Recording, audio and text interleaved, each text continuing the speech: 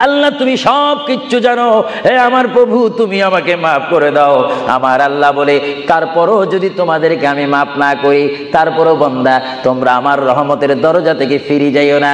আমি তোমাদেরকে হুকুম দিচ্ছি, ওয়ালাউ আন্নাহুম ইয যালামু আনফুসাহুম জাউকা, বান্দারে যদি গুনাহ করে ফেলো আমার রহমত থেকে মুখ ফিরে তুমি চলে যাইও না। বান্দা আকাশ পরিমাণ যদি গুনাহ করো, পাতাল পরিমাণ যদি গুনাহ করো, সাগরের পানি পরিমাণ যদি গুনাহ করো, পাহাড় তুলনায় যদি তুমি গুনাহ করো, আমার দরবার থেকে তুমি নিরাশ হইও না। বান্দা আমি তোমাকে একটি রাস্তা পাঠাই দিচ্ছি, একটি পথ তোমাকে আমি দেখাই দিচ্ছি। সেই পথটি কোন পথ তোমরা জানো?